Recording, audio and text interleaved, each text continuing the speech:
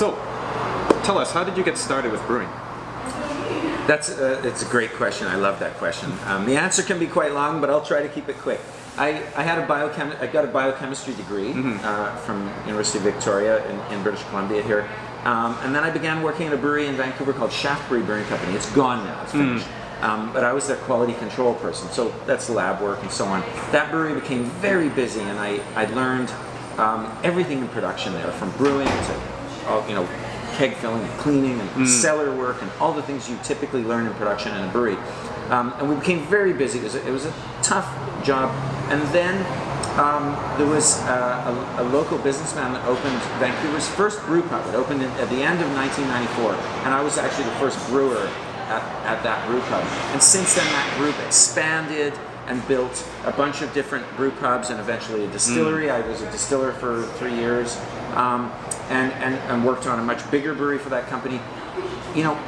But I always needed to have my own thing, so that was never good enough for me. Yeah. So by joining up with my business partner Aaron, the next step after all of that was to open Strange Fellows Brewing Company.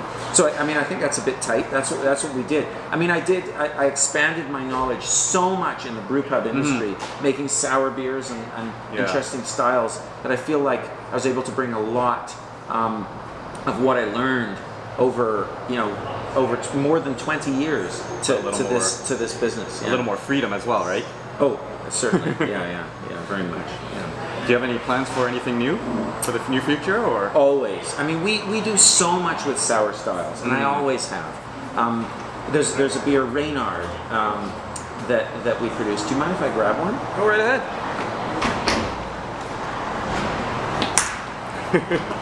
So, Reynard is actually a beer the expression we use is I hang my hat on it. It's something I'm proud of.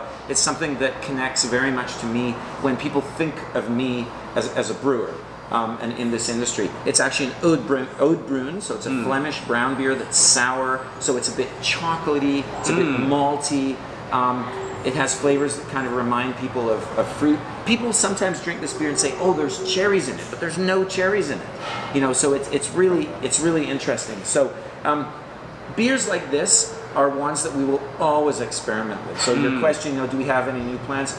Always. We have a special program called the Fellowship, which is actually kind of a club that you can join, and you get barrel-aged beers over the course of a year, and you can only get them if you're part of this group, the Fellowship. That's things that, and we're always experimenting with that. I heard about that. Good. It's kind of like also take on from like modern times. Or I forgot which no, there's a few. There's many in the USA that do it. One of the most famous ones is actually called the Brewery in California, and they have a well-known program. Same kind of thing. They release beers that are only available to members, and most of those are vintage beers, barrel-aged beers, and that's really exactly how we do it. We also do a lot of events connected to that. So if you're part of that group, you get preferentially invited to come to special events that we do, and dinners and things like that. Yeah. Well, I hope that comes to Japan soon. Well, if that means I can get there, then yes. Yeah. That's good. Like the whole 1-year membership will pay for your trip out there. Yes, good idea. Back on distilling though. Yes. Have you ever thought of mixing the two together with the beers? Okay, well you surprised me with that question, and yes, very much so.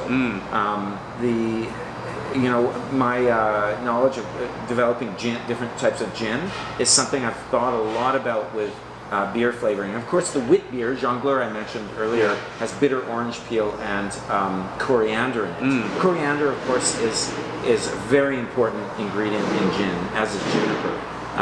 But that's so things like that. Yes, I would say. My experience in distilling can connect very much so, but also we use spirit barrels for some aging. So we do a Russian Imperial Stout called Boris, which is aged in bourbon barrels for more than a year. That beer is actually brewed with peat smoked barley, with the same barley that's used to produce Scotch, from Scotland. Yeah. So and further aged in bourbon barrels. So in a sense, that's also connecting distilling really. I'm drooling. Just thinking about it, I just want to try. Yeah. So, There's a lot of different spices that people put into beers. Do you think it's sometimes too much, or the balance is a little bit tough? Good question. Yes. I think personally, for my taste, that you have to take great care. There's certain kinds of spice flavors that often don't work well in beer. Things like cinnamon and things like allspice that I choose to stay away from. But also, it can easily be overdone. So something like coriander is a good example of a spice. I mean coriander seed, not the herb, or the actual seed.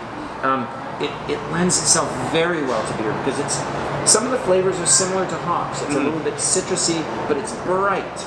Like it's very, works well with Thai curry and things like that. So it's complex. There's a lot of choices you have to make, but it is possible to it's possible to get it wrong. It can, it's true. Yes. The worst thing is getting a bad batch. Has that ever happened here? Not really. We do a lot of quality control here. Part of that is because that's my background, and I'm proud to say that we've never had an issue, never had to lose a batch of beer. Beyond, of course, sometimes in the very beginning when you're developing a new style of beer, we will work on a recipe and we will have that beer available only in our bar in this room because it's not ready to put in a package. And then so we'll brew it a couple of times and we'll improve it. So in that sense, we have an opportunity to create exactly what we want that we can then go release to the wide world. You said you had was it a biochem? No. Yes, biochemistry. Biochem background. Yeah. How does that help with actual brewing? Yeah, well, I mean, as I said, quality control. So monitoring what's happening with the beer you produce, the packaged beer, how it goes out, how well it will last, what shelf life is. That's important. But also, we play around with a lot of different yeast and bacterial cultures. So sour beers, of course, are made sour by bacteria, not by yeast. And so understanding how to use those cultures, how to grow them, understanding the effects they'll have, and how that relates to making the recipe, that's very important. And so I think that helps a lot. Great. Yeah.